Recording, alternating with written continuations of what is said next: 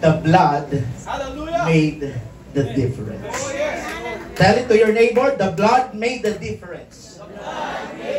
Or sabihin mo sa katabi mo na ayaw kang pansinin, the blood made the difference.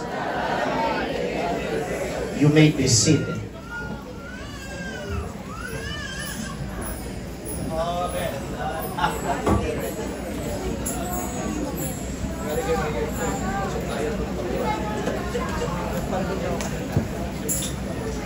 Lahat ng naiinitan, magsabing amen. Amen.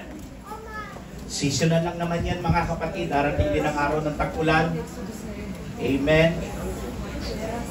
And if I were you, mga pulpit participant, starting from next Sunday, wag na kayong umupo dyan para hindi mabuwasan nyo. Dito na lang kayo mga kapatid.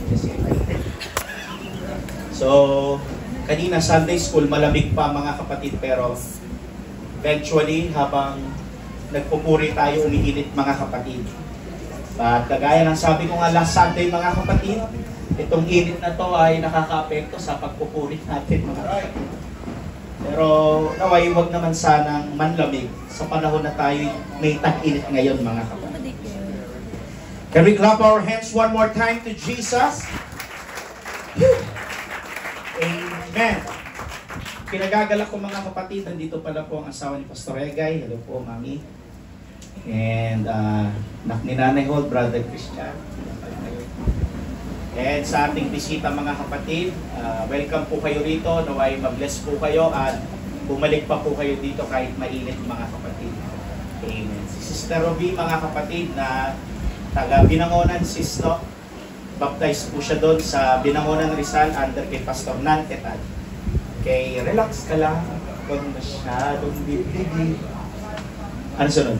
Ganyan minsan ang takbo ng buhay natin. Kailangan mong matuto sa tibok ng iyong puso. May album pa kami ata kami ng last mana. So, panitigigin natin yan mga kapatid. Okay, salamat po kay Brother Jeff for providing Iwata. Salamat po Brother Jeff at kalangkan ng ating Panginoon. At without you, we can do nothing. Okay, sa susunod, sige, ano naman natin. Amen. So, malaking tulong po yan mga kapatid. Amen. So, sa may mga kakayanan po na may nag-provide na ng malaking electric fan, sana may mag-provide mo ng mga yellow. Ayun. Pwede tayo ng... Ayan. Hindi, sabi ng Biblia, Passover eh. Pasanto eh. Amen. Hallelujah. Sabi ni Solomon yun, mapalad ang taong mapagbigay. You will bless by God for having that. So, alam nyo mga kapatid, it is not masyado po talagang mainit ang panahon. Kahit may mga electric fan, aircon at mga dalawang malalaking pang mga mall yan eh. Mainit pa din, may mga puwapay-pay pa rin sa inyo. Pero ganoon talaga mga kapatid, seasonal lang yan. Darating ang araw na tag-ulan naman. Na-miss nyo na yung panahon ng January, February, na malamig. Amen. Okay, dako na tayo sa salita ng Panginoon. Palakpakan muli natin ang ating Diyos na buhay. Amen. Sino dito ang nagsiserve na sa Panginoon ng more than 20 years? Can you raise your hands? Yung naglilingkod ng 20 years above na naglilingkod sa pananampalataya sa Panginoon. Huwag kayo mahiya, itaas nyo. Ayan. Ano yan? 20 years na. Wow, Lord. Okay, baba. And I can say to you mga kapatid, that walking and serving Jesus is not easy. Amen? Yes. If you think that walking and serving Jesus is easy, I'm sorry to tell you that you are mistaken, my friend. Amen. You are on a wrong track. Because hindi tayo ma-exempt ng holiness, ng pagtatides, ng pagbabasa ng Biblia, ng pag-aayuno mga kapatid at ng pananalangin. And these things are good things for the glory of God. But this will not exempt us from all the hardship of life. Everybody say hardship in life. Hardship of life. Na kung inalaw ng Panginoon si Pablo na dumaan sa pagkakabilanggo, Paul experienced life of imprisonment. Kung inalaw ng Panginoon muli si Pablo na dumaan sa shipwreck, si Job ay pinahintulutan ng Panginoon na mawala ng pamilya, magkaroon ng sakit, ng karamdaman na mabigat, o kaya naman mawala ng ari-arian. Si Haring David ay dumaan sa katuksuhan, maging man si Jonah ay tumakas sa pagtawag ng Panginoon. Ako naniniwala ako, mga kapatid, na minsan inalaw ng Panginoon na dumaan tayo sa pain, na dumaan tayo sa hardship, dumaan tayo sa challenges and difficulties of life para hindi ipakita sa atin kung gaano tayo kahina, kundi para ipakita sa atin kung gaano kakapangyarihan ang Panginoon. Palakpakan natin ang ating Diyos. Na kung gaano kalaki at kakapangyarihan, kalakas ang ating Panginoon. Remember, ang Diyos ay hindi po nanghina kailanman. I am the first and the last. I am no beginning, I am no ending. Tanging siya lang ang mataas, wala nang iba. Sabi po ni Prophet Isaiah, beside me there is no God. I know not one. Sometimes God puts you in a place alone because He needs you to realize you do not need anybody but Him. Minsan nilalagay tayo ng Panginoon sa sitwasyon na tayo lang talaga. We are alone. Hindi para ipakita ng Panginoon na ikaw ay lonely, ikaw ay mag-isa. May pinaparealize ang Panginoon that you don't need anybody but Him. Come on, pwede nating palakpahan ang ating Panginoon. And also we learn a lesson that we cannot control the reality. Amen? But we can control our reaction. Ang pain, normal po na nangyayari sa ating mga buhay, mga kapatid. But sometimes, based sa ating mga reaction, this pain is limiting your purpose. Last time po, mga kapatid, dumalaw po kami sa bahay ni Pastor Dante. At isa pong bagay ang natutunan ko muli, mga kapatid, sabi niya sa akin, Jude, pastor ka na. Embrace the calling. Pag pastor ka na, anak, ikaw ang pinakamaunawain sa lahat ng bagay. Sabi niya sa akin, ako anak, matagal na ako naglilingkod sa Panginoon. Gusto ko pang magpagamit, pero itong physical, hinahadlangan na ako. And very vocal po si pastor, mga kapatid, at matapang niya pong sinasabi, mga kapatid, ako ready na akong kunin ng Panginoon anytime. Any hour, pwede na akong kunin ng Panginoon. I am ready, I am prepared. Hallelujah. Sabi niya, anytime. I may not know what tomorrow comes. Kaya mga kapatid, I challenge you. Gumawa tayo ng gumawa sa Panginoon habang malakas ka pa. Dahil darating ang araw, mawawala yung lakas na yan. Darating na lang ang araw, mamamatay na lang tayo, may hatred pa tayo. May bitterness pa rin tayo sa ating mga puso. May resentment at may hard feelings pa rin tayo, mga kapatid. And I pray in the name of Jesus, let the spirit of forgiveness flows in this church. Payag ka ba, laos ka na? Tanong ng mga tao kay Jaworski. At ang sagot ni Jaworski, even the sun goes down. Yeah, right. Right. Sa paglagas ng buhok natin, sa paglaglag ng ating mga ngipin, at pagkalubot ng ating mga noo, darating ang araw na manghihina tayo. Yes. Kaya habang malakas pa tayo, I'm talking to the young people generation. Ibuhos nyo ang lakas nyo sa buhay ng Panginoon. Not on material things. Paggamit tayo sa ating Panginoon, mga kapatid. Huwag nyo pong hayaan pagdating ng judgment ng Panginoon. Wala po tayong magandang maire-report sa Kanya. And here's the pangonsensya ko ulit sa inyo mga kapatid. You follow the holiness, you pay your tithes, you read your Bible, you fast, you attend church, the activities. But how about our assignments to bring most souls Yes. That's right. sa harapan ng ating Panginoon? Yes.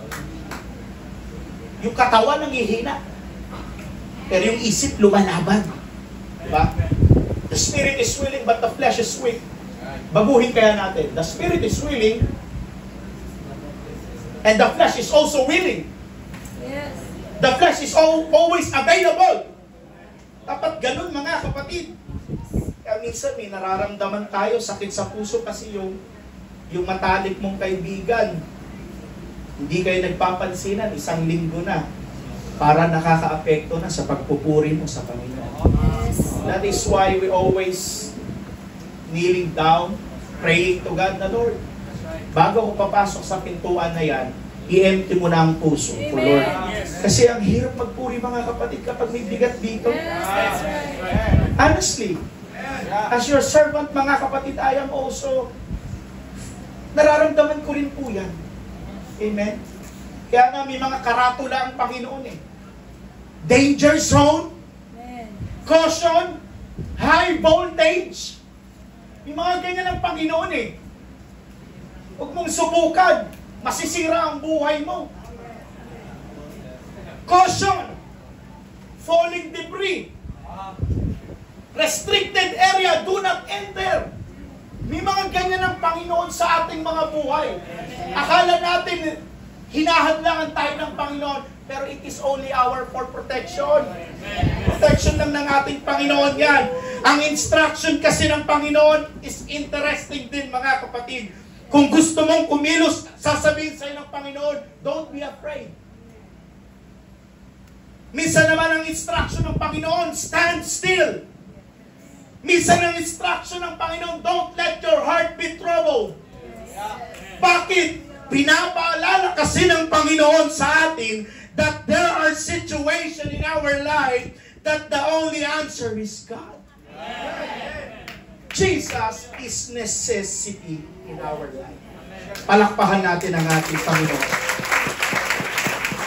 Now let's go back in verse 7 according to our scriptures that the Lord that put a difference between the Egyptians and the Israelites.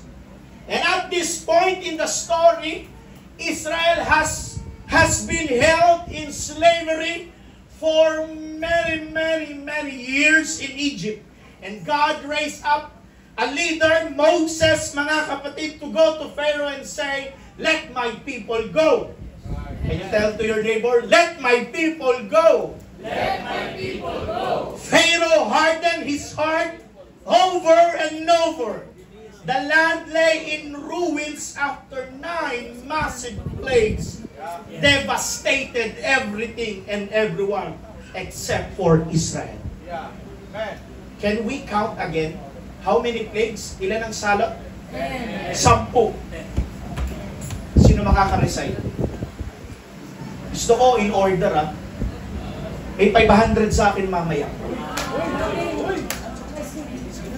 May listahan ako dito. Dapat in order In order. Wala nang titingin sa Bible. Starting from turning water into blood.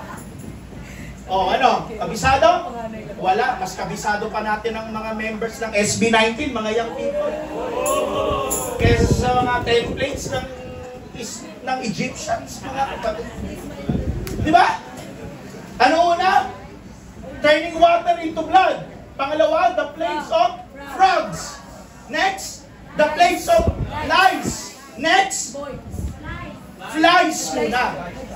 Iba yun yung lice, yung kuto.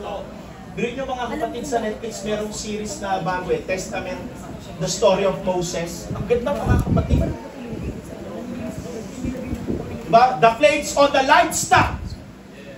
The boils, the hails, the locusts, the darkness, and the firstborn. There was one plague more to go. The death of the firstborn. And God will show the plan of salvation in a beautiful picture painted in broad strokes of blood. Dito, ewan ko na lang mga kapatid kung hindi pa susuko ang Parao. Dahil mga kapatid, papatay na po talaga ang Panginoon. Babawi na talaga ang Panginoon ng buhay.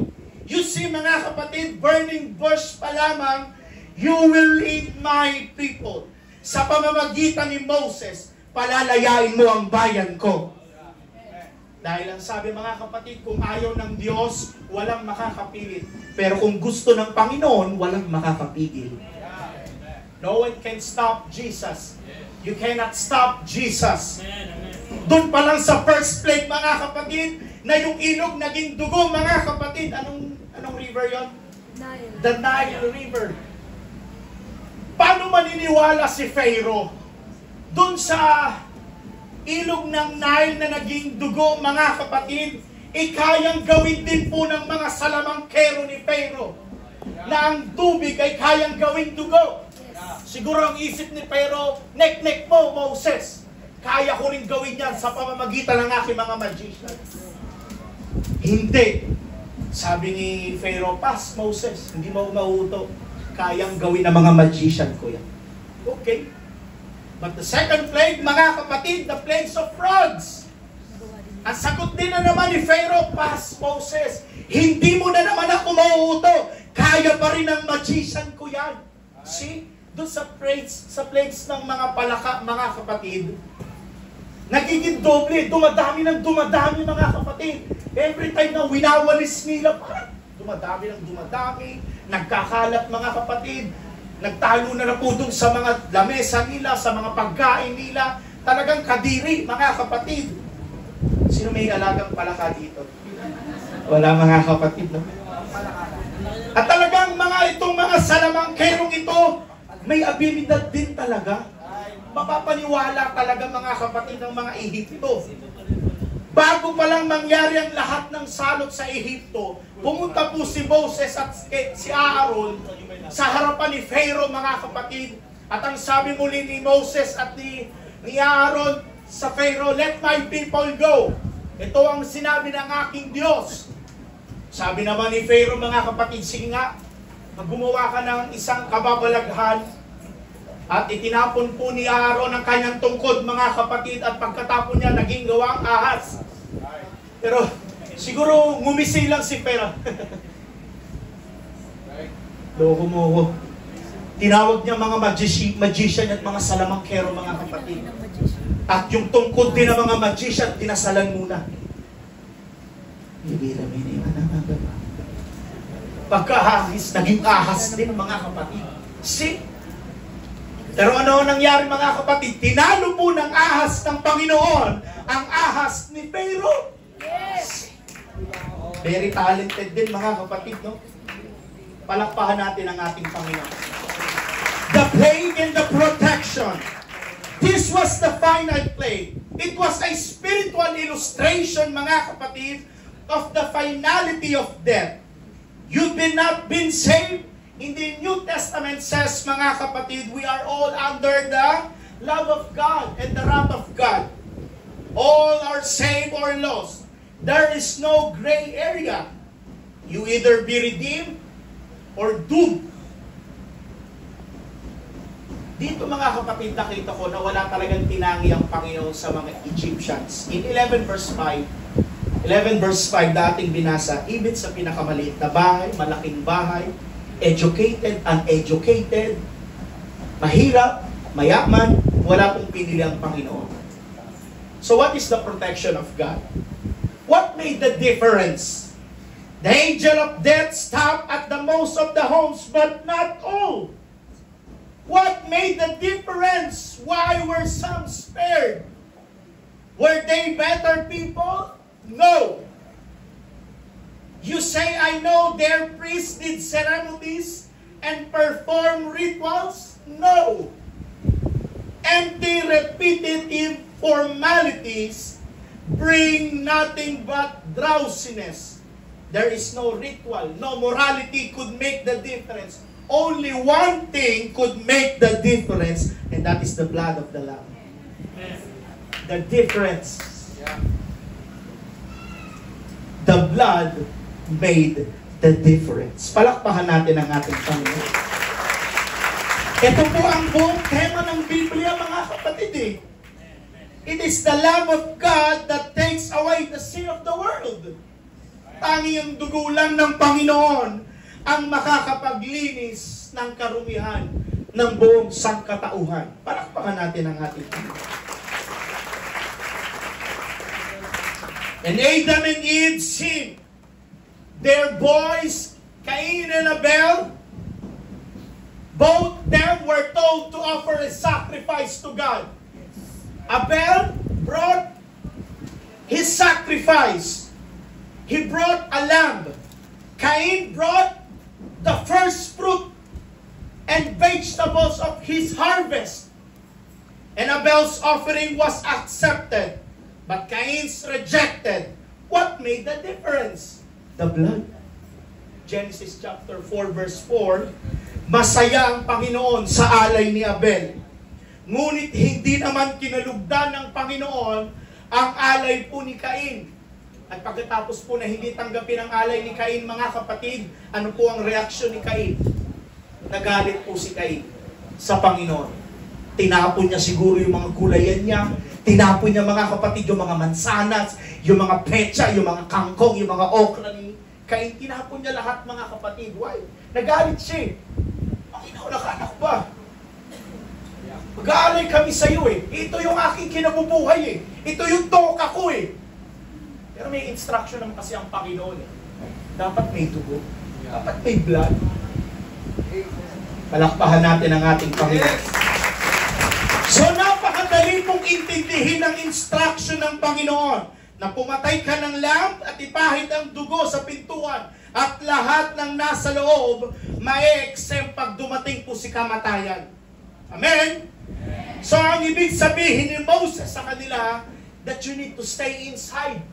You need to stay in the house. Alam mo, parang familiar po ito, mga kapatid, eh, no? Ito ata po yung pinakakauna-unahang naging lockdown sa Biblia. Why? After that last final plague, mga kapatid, wala po nakakalabas. Siguro tahimik, mga kapatid, yung kalsada sa Goshen. Tahimik ang kalsada sa Ehipto, mga kapatid.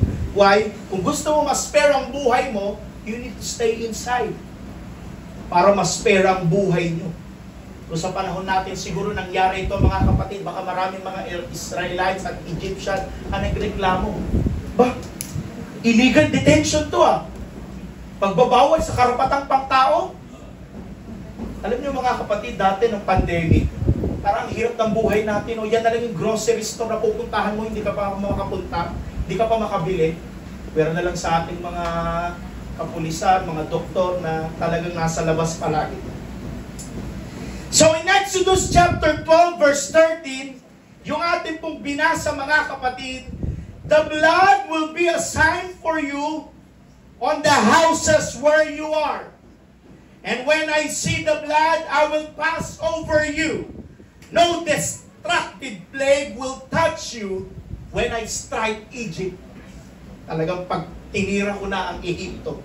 So bago ko pahurusahan ang buong Ehipto, lagay muna kayo ng dugo sa inyong sa doorpost nyo para ma-spare ko ang mga buhay nyo. Dahil kapag nakita ko ang dugo sa labas, lalampasan ko ang buhay nyo. Lalagpasan ko ang bahay nyo. I will pass over you. Kaya doon nabasa natin kanina, mga kapatid, na makikita po natin na ang Egyptian ay may distinction pala. May pagkakaiba pala ang Egyptian at Israelites. Hello? Gusto ko kayong i-challenge again, mga kapatid, ngayong araw na ito at ipaalala sa inyo, mga kapatid, that you are a Christian. You are a son of God. You are bought with a high price. You are anointed by God. And you are capable. You are redeemed by the blood of Christ. Ibig sabihin nun, mga kapatid, that we are a unique person. Yes. Yung sinasabi ng Panginoon, in other words, we are exception. When everyone is afraid, you are an exception. Yes, amen. When everyone is wasting their time, you are an exception. When everyone in your house is unproductive, you can be an exception. Right. Ibig sabihin, kahit magaling sila kaysa sayo, mas matalino sila kaysa sayo, unique ka. Dahil binili ka ng Panginoon sa pamamagitan ng kanyang dugo. At salamat sa dugo na yan, mga kapatid, na dumanak sa krus ng Kalbaryo para pagbayaran ng lahat ng karumihan ng buong isang katauhan, para tubusin tayo ng Panginoon. Ikaw ay kakaiba because we are bought by the blood of Jesus. Kasi may dugo sa iyong pintuan ng bahay. Huwag kang matakot dahil may dugo ang bahay mo ng Panginoon. Bayad ka ng Panginoon. Pagmamayari ka ng Panginoon at anak ka ng Diyos, huwag kang matakot. Tell the devil, I am bought by the blood of Jesus. Sige, sabihin mo, I am bought by the blood of Jesus. Kasi mga kapatid, ang diablo nag-aabang-abang lang yun. Naakala natin mga kapatid, since we are baptized, we are redeemed by the blood of Jesus, akala mo silyato ka na. May time nga na natutokso ka pa. May time nga mga bagay na simpleng bagay lang nahihirapan ka pa. Yung ugali mo nga, hindi mo pa mga maayos Sasabihin mo, you are redeemed by the blood of Christ. Yes, we are redeemed by the blood of Jesus. But take note, meron tayong kaaway. Meron tayong kaaway na pwede tayong sirain at any time, at any cost, mga kapatid. Minsan nga, pagpunta pa lang natin dito sa church, bad trip ka rin. Sino dito pumunta sa church ng bad trip? I can see in your eyes, mga kapatid, may mga nagsiba dito na parang bad mood kayo. Yes, amen. Huwag niyo ipakita sa kaaway na bad trip kayo. That's right. Huwag niyo isipin, mga kapatid. Yeah. Yung pansinin ng diablo, binubulungan kayo ng diablo. This is why we have so many problems in the church today. We have a lot of spiritual drowsiness. We don't see a difference anymore. And God said He placed a difference between His children and those that are yet in the world. Kaya may malaking kaibahan talaga tayo sa mga Baptist. May talagang kakaibahan tayo sa mga Trinitarian. Meron tayong kakaiba sa mga ang dating daan. Pero tayo, ano yun? We are filled with the Holy Ghost. Yes. We are baptized in the name of Jesus.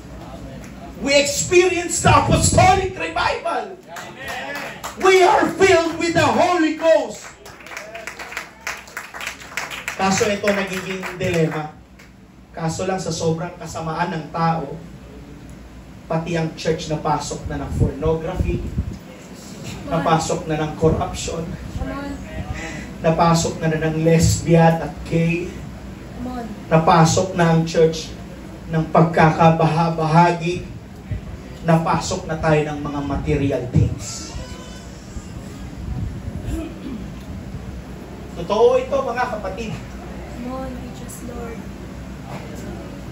Sa church pumasok na mga kabakla, katomboy at pumasok na ang corruption sa church. Inuin mo. Pumasok na mga kapatid sa church ang pornography. Meron nga sinight po si Reverend Stan Gleason, ano yun? thecovenanteye.com. Download nyo yun, mga young people. Or pwede nating i-implement dito, The Covenant Eye. Pwede application sa Play Store or sa App Store. Search nyo, The Covenant Eye. Ibablock lahat ng mga pornography website. Maganda yun. I-adopt nyo yun, mga kapatid. Hindi mo alam, mga kapatid, pag nasa kwarto ang anak mo, nanonood ng bold yan. Since may mga cellphone na ang mga kabataan ngayon, easy access, very accessible. Ikaw, nagpupuri ka yung anak mo, Yes. nandun sa kwarto, habang umiihip ang malamig na hangin. Natutokso. Even the church, mga kapatid, pumasok na po ang panahon ng Sodom at Gomorrah. Mga tao walang pag-ibig. Sabi ni Pablo to sa Timothy. Yes. hatred, bitterness, pumasok sa loob ng iglesia. Diba? And may I remind you again, mga kapatid, ipakita po natin ang distinction natin sa sanlibutan. Kung paano pre-reserve ng Panginoon ang mga Israelita sa mga Egyptian. Meron pong barrier na ginawa ang Panginoon.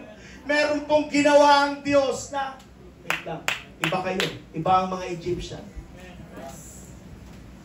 Leviticus chapter 17 verse 11, for the life of the flesh is in the blood, and I have given it to you upon the altar to make an atonement for your souls.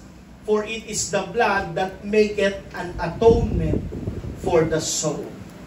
God bring peace when you stay inside the house. In Exodus chapter 11 verse 6, then a loud wail will rise throughout of the land of Egypt, a wail like no one has heard before or will ever hear again. Nagising na lang sila ng puro iyakan. Why? Patay na yung panganay nila. Patay na po yung kanilang anak. Pero ito maganda. In verse 7, but among the Israelites, it will be so peaceful. Wow! Yung verse 6, balik mo nga. Yung verse 6, a loud wail will rise throughout the land of Egypt. Verse 7, pakilagay. But against any of the children of Israel shall not a dog move his tongue, but even the dog will never be barked. Hindi tatahol ang aso sa katahimikan. Oh, I feel the presence of God. Hallelujah! But among the Israelites, it will be so peaceful that not even a dog will bark. Habang ang mga Egyptian, grabe po yung iyak nila, mga kapatid, dahil pumatay na ang Panginoon eh. Pero itong mga Israelites, masaya sila. Peaceful sila. Thank you, Jesus. Buhay ang aking pangalan. Why? Nandun ang dugo eh. The blood made the difference. Then you will know that the Lord makes a distinction between the Egyptian and Israel. Kahit mga aso hindi makatahol. Not even an Egyptian dog will bark. Hindi kayo tatahulan. Because habang lahat umiiyak, sila namang mga Israelites ay peaceful. When you stay inside, when you follow God's instruction, ang pangako sa atin ng Panginoon, you will find peace. Sabi ko, Panginoon, Lord, ano pong nais mong iparating sa mensahe mo ngayon sa umagang ito? Ina-analyze ko po, mga kapatid, sa kagabi. Anong nais mo, Panginoon, na iparating sa amin? Na kahit ang mga aso hindi tatahol?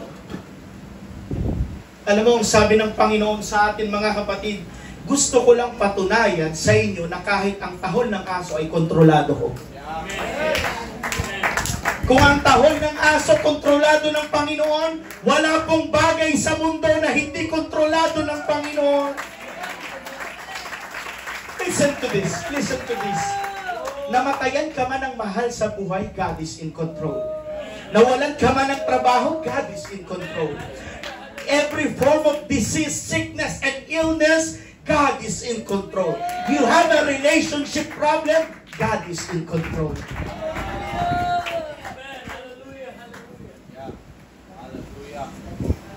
You have a relationship problem, may sakit ka, may bitterness ka sa puso mo, namatayan ka ng mahal sa buhay, nawalan ka ng trabaho, God is in control.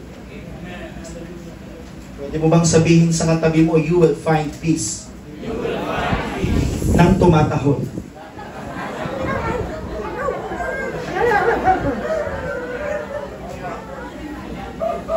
Hallelujah. Israel is a type of church while Egypt is a type of the world. As Israelites were delivered out of bondage from Pharaoh's land, Pharaoh's hand, and called out of Egypt into the promised land to testify for the Lord. Even so, Christians were delivered from Satan and called out of his present evil world to testify for the Lord. Amen? We are unique. We are different sa sanlibutan. Stay inside dahil may cover po tayo ng blood ng Panginoon. We can find peace. Eternal peace kahit may external trouble. Yeah. Yun no? Tayo pa namang mga Pentecostal, magaling tayo magtago eh. Yung mga nararamdaman natin, masaya lang tayo internal. Sa external, pero yung inside natin, sakit na. Kasi ayaw natin ipakita sa kahoy na mahina tayo. Yes. Huwag natin ipakita sa kahoy na mahina tayo. Kasi mga kapatid, kapag pinakita po natin sa kahoy na mahina tayo, sasakyan niya tayo. Sino dito yung may sakit, mga kapatid, kapag may sakit? Oh, alam mo akong gamat! Yung asawa ko, ganyan, mga kapatid. Akong gamat! Sabi ko, tumawag ka muna sa Panginoon. Nakakalimutan mo. Anak tayo ng Panginoon. Pastor ako. Asawa ka ng pastor. Ay, minsan yung faith natin gumaganon eh. Naranasan nyo yun, yung faith natin, minsan bumababa, minsan tumataas. Kung nararamdaman ko yung ganitong sitwasyon, kayo rin nararamdaman nyo ito, di ba? Na minsan yung faith natin, ang baba-baba na. Pero salamat sa Panginoon, sa panibagong testimony, mga kapatid, tumataas na naman yung ating faith. Sabi nga ng Panginoon, if you have a faith, just like a seed, a mustard seed, may lilipat mo ang bundok. Kahit gano'n na pananampalataya lang, mga kapatid, lalaki yun eh. So, dumadating sa panahon, mga kapatid, na yung faith namin parang, Lord, may pag-asa pa ba? Lord, may papatutunguhan pa ba to? Lord, nilagay mo kami dito eh. Pero lagi kong ini-encourage yung sarili ko, mga kapatid, na Lord, nilagay mo ako dito. Ibig sabihin, kaya ko to. Nilagay mo ka ako dito, Panginoon. Ibig sabihin, may plano ka sa akin. Kasi hindi tayo ilalagay ng Panginoon sa problema na hindi natin kaya. Tandaan niyo po yan, mga kapatid. Biblically po yan. Hindi tayo ilalagay ng Panginoon sa sitwasyon na alanganin na hindi natin kaya. And sometimes pray to God na, Lord, hindi ko na po kaya. Pwede naman mag-request sa Panginoon ng ganyan. Na, Lord, sabihin mo sa Panginoon. Tao ka lang eh. Nararamdaman ng Panginoon niya. That God is not blind. God is not deaf to hear your prayers. Sabihin mo sa Panginoon, Lord, di ko na kaya ng pagsubok na ito. Alisin mo na, tama na po, Lord. And then eventually, mga kapatid, ganyan na nangyari sa mga Egyptian. Yes. Tumawag na sila sa Panginoon eh. Hindi na nila kaya. Right. Nung nasa labas na sila, nung nasa deserto at nasa wilderness na sila, walang makain. O, tawag sa Panginoon. Tawag sa Panginoon. Call 911. Lord, pahinging pagkain. Lord, pahinging inumin. O, napunta sa tubig na bitter. Samara. Walang makain. O, bumaha ng ulan na mga quaileds. O, ng mana. Tumawag pa rin sa Panginoon. Pero wag natin gawin lagi, mga kapatid, na last option natin si Jesus. Dapat ang option natin ay si Jesus ang first priority. Option number 1, Jesus. Option number 2, hospital. Isa kasi, mga kapatid, sa sobrang panic natin, mga kapatid, dali mo na sa hospital yan! Dali mo na sa hospital yan! Malala na yan! Instead sa mga ganyang bagay, I advise you, mga kapatid, bago kayo mag-seek sa mga doctors, sa mga nurse, sa mga medical, tumawag muna kayo sa Panginoon. Hindi nyo alam, mga kapatid, kumikilos ang Panginoon sa kaparaan ng hindi kaparaan ng tao. God is moving in a mysterious ways. Di natin alam ang kilos ng Panginoon. Bumabawi ang Panginoon, mga kapatid. Since you are investing on prayer, prayer ka ng prayer, darating na yung araw, mga kapatid, na aanihin mo yung prayer mo. One day at a time. Yung luhod ka ng luhod sa prayer room, way back 2018, way back 2020. Ngayon, nag-aani ka na sa panalangin mo. Darating ang araw, mga kapatid, aani tayo.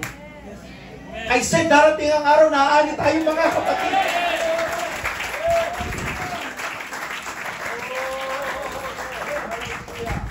Ako sa totoo lang, ayoko na sa lugar na ito. Yes. Bigyan mo na kami, Panginoon, ng church lang. Ayoko na, at sa totoo lang, ayoko na sa lugar na ito. Mahirap. Sikip na. Bigyan pa ako ng Panginoon ng mga miyembro na reklamador. Habang tinitignan ko, habang ako, mga kapatid, kanina, habang nasa prayer ako, hindi tingnan ko ang kapal ng tao. Lord, let my people go. Kikita ko, mga kapatid, Lord, tulungan mo ako. Paano po alagaan ang mga flocks na ito? Paano po alagaan ang mga tupang ito? Kasi Panginoon, yung mga tupa dito, Lord, yung iba, sa tinagal-tagal na naglilingkod sa Panginoon, pasaway na po, Lord. Huwag naman kayong pabigat, mga kapatid. Tulungan tayo. Dapat, mga kapatid, habang tumatagal kayo sa paglilingkod sa Panginoon, kaagapay na kayo ng pastor. Hindi yung mga kapatid, matagal na kayo sa Panginoon, kayo pa ang pasimula sa mga negativity sa church. May plano ang pastor na mag-church anniversary sa CCT. Walang kwenta dyan, doon tayo sa RRC. Ay, nagbotohan kami, mga kapatid, ng church council. CCT, RRC at Shercon. Pinapikit ko sila. Taasan kami ng CCT. Kami lang ni Sister Cassandra nagsusulat. Tumaas. Nagulat sila, mga kapatid, may bumoto ng isang Shercon. Kaya hindi ko nasabihin, itago natin sa pangalang Joash.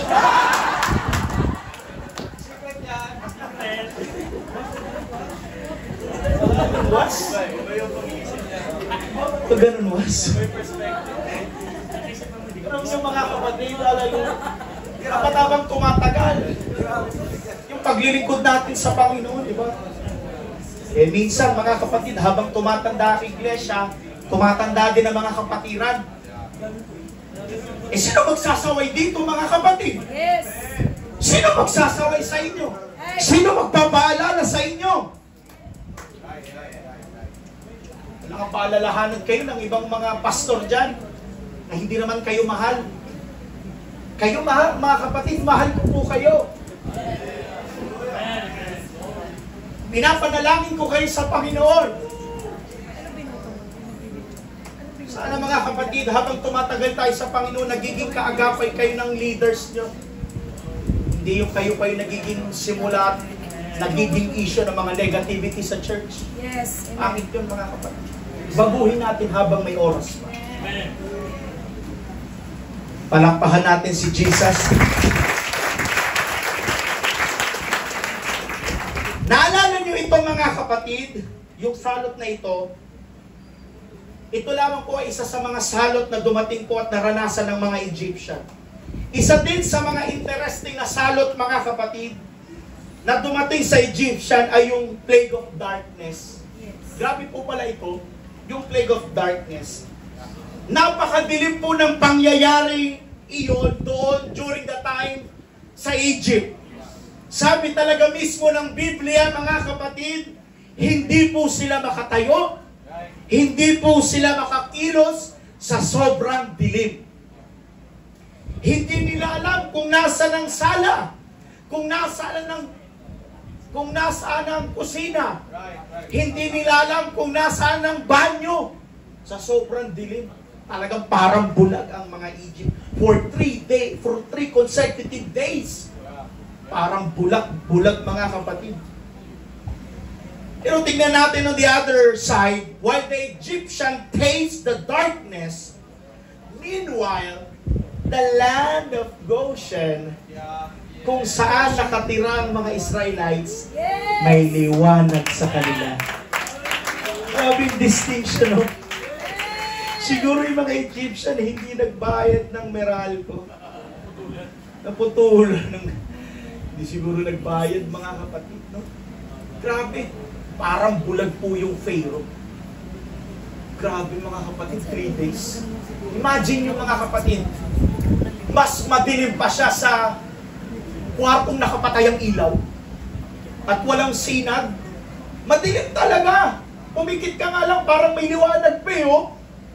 Pero sa kanila, wala talagang makita. Hindi sila makatayo nga eh. Parang na-outbalance sila. Hindi sila makakilos. Hindi sila makapagtrabaho ng maayos. Hindi nga nila alam kung saan hahanapin yung kandila eh. Hindi nila alam kung saan hahanapin yung gas para magsindi ng apoy. Hindi nila alam. Pero ang land of Goshen, na kung saan ang mga anak ng Panginoon, may liwanag ang buhay. Maliwanag po sa mga Israelites. Why? Meron pong distinction na binigay ang ating Panginoon.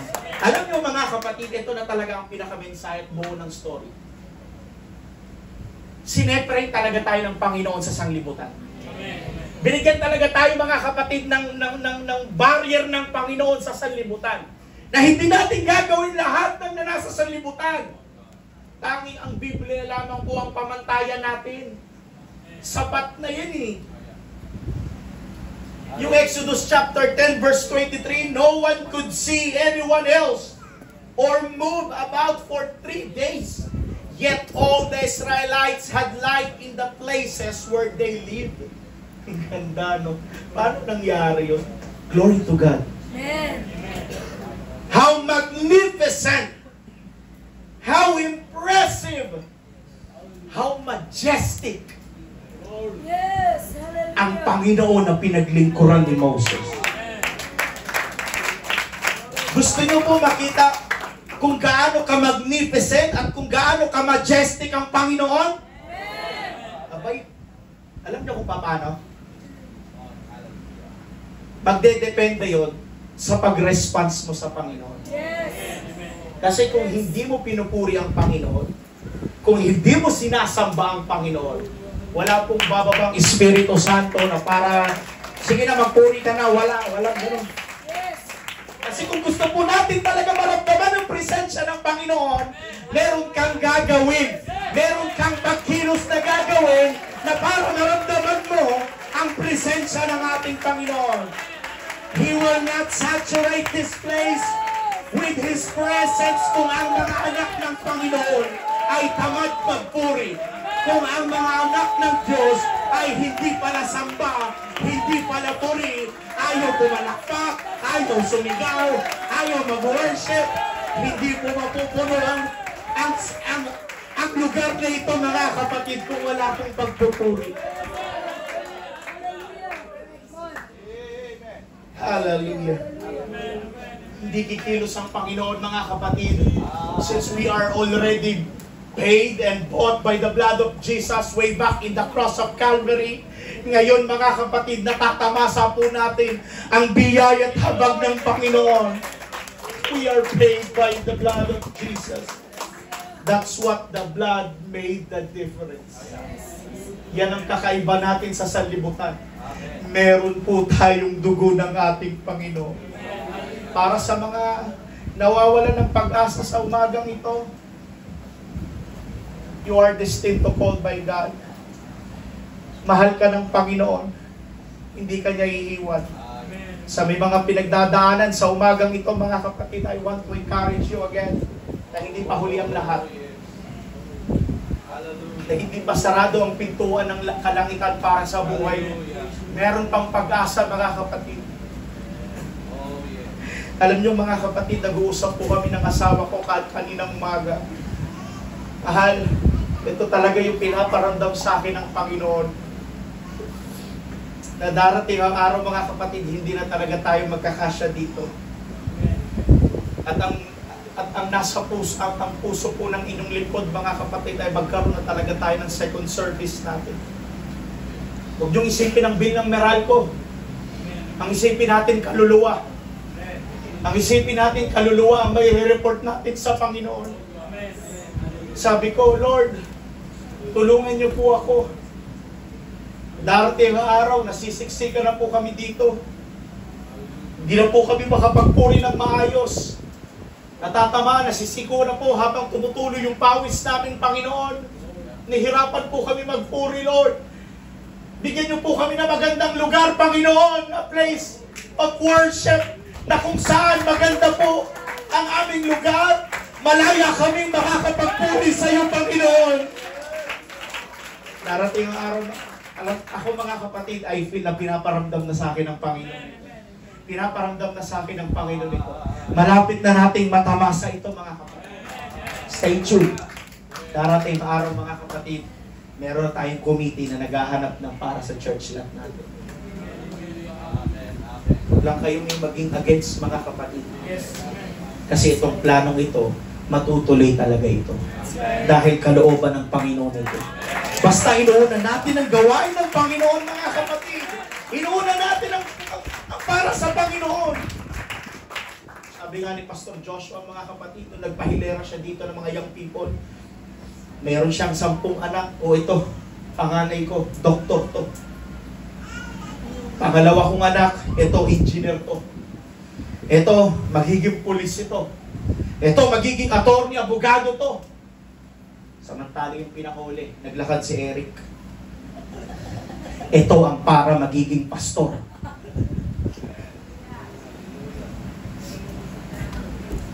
Pinsan ko si Eric naglakad. Ito ang magpapastor. Bigay natin yung para sa Panginoon maayos. Bigyan ko kayo ng tip. Pag nag-iika po kayo mga kapatid, huwag naman yung parang gusot-gusot ang ibigay nyo sa Panginoon. Ibigay nyo yung bago nyo. Sa kasuotan nyo, ibigay nyo yung best attire ninyo. Yung parang nagsisimba kayo, para lang ba yung dati, may nakita ko dito, naka-ripped jeans pa, sisimba. Hindi bisita yun ha. Naka-ripped jeans na yun. Tapos butas yung baong. Naiintindihan natin kung wala talaga. Pero kung may trabaho ka naman ni, bigyan na natin yung best natin sa Panginoon. Sa trabaho, ayaw nyo nalilate, pero sa devotion, pwedeng malate. Guilty kayo? Masaktan kayo? Sa trabaho, okay lang. Alas 8 ang time in, 7:05 na sa trabaho na. Early bird gets the early word. Sa Panginoon, sa Panginoon. 7:30 ang devotion. Abay, parang 8:30 ang devotion. Alam nyo mga kapatid, bantay kayo ha. Inomonitor ko ang attendance lagi sa baba. Kung napapansin nyo, lagi po akong bumababa. Binabantayan ko ang mga attendance nyo. Bakit itong maturity na to ha? Bakit yung attendance nasa 111 na? Maturity to ha. Dapat to binabalik to doon kay Brother Roger eh.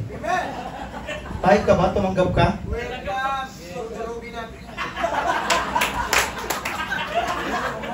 O yan mga kapatid. Huwag kayong masasaktan sa akin. Para po sa ikatututo nyo ito. Alam nyo, para sa akin ha, mag-agawan kayo sa first 50 palagi ng attendance. Isa nakikita ko ha, huwag kayong masaktan ha, maturity to eh, nakita ko eh. Sister, brother, maturity, nasa 97 na. Ang sarap ibalik kay Ate Presi eh. Ang sarap doktrinahan ulit eh. Sir, kaya Ate Jo daw, kaya Ate Jo.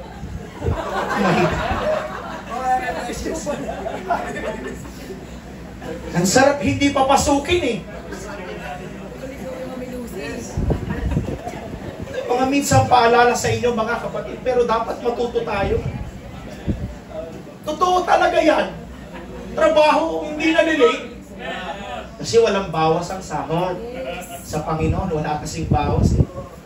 Pero hintayin niyo ang pagkakataon, sisigilin tayo ng Panginoon. Kala niyo walang bawas yan, ha? May bawas yan dun sa langit. Oh my God. May masaktan mga kapatid.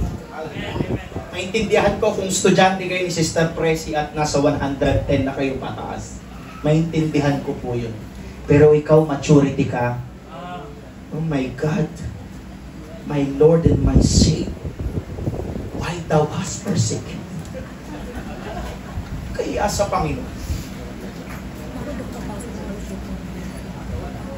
Minsan leaders pa. Kaya masaktan sa akin. Matuto tayo sa ating mga pagkakamali. Matuto na tayo sa mga nakaraan nating pangit. Kung dati, ayaw na ayaw mo magpuri. Ayaw na ayaw mo pumapalakpak. Why don't you try to clap your hands? Why don't you try to say, Hallelujah? Sa mga nag-Holy Ghost, sa mga wala pang Holy Ghost dito mga kapatid, I always encourage, come sa altar. Bakante, walang bayad, basta bukas ang puso mo, ibubuka mo bibig mo, may regalo ka pa sa Panginoon. Ito lagi prayer ko sa Panginoon, Lord, na sa mga hindi pa nakaka-receive ng Holy Ghost, Lord, iparamdam mo rin sa kanila, Panginoon, yung pinaramdam mo sa amin noon. Nung first time na ako ma-Holy Ghost filled. Di tayo pareha-parehas ng ma-experience ng Holy Ghost filled mga kapatid. Hanggang sa hindi mo na makontrol yung bibig mo, yung dito mo, isay ka na. Ask God. Yung pagkakalot ng Panginoon, yan, libre yan eh, regalo yan eh. Hindi yan ipagdadamot ng Panginoon. Hallelujah. In Colossians, malapit na po ako matapos. Colossians chapter 1, verse 12 and 13. Giving thanks unto the Father, which hath made us meet to be partakers of the inheritance of the saints in light, who hath delivered us from the power of darkness, and hath translated us into the kingdom of His dear Son. Mga kapatid, bago matapos ang buwan ng Abril, magkakaroon ulit tayo ng foot washing natin. Let us be prepared for this event. Biblically ito mga kapatid, ginawa ito ng Panginoon para sa kanyang mga apostol, sa mga disipulo ng ating Panginoon. Why? Ang Panginoon nagsiset talaga ng standard at example mga kapatid na dapat nating tularan. Remember, you are paid by the blood of Jesus. You are redeemed by the blood of Jesus. Jesus washed you. Jesus cleansed you. Jesus forgive you. And Jesus separates us from the world. And last but not the least, mga kapatid, in Hebrews chapter 9, verse 22, and almost all things are by the law purged with the blood, and without shedding of blood is no remission out of our sin. Tayo po tumayo lahat, mga kapatid.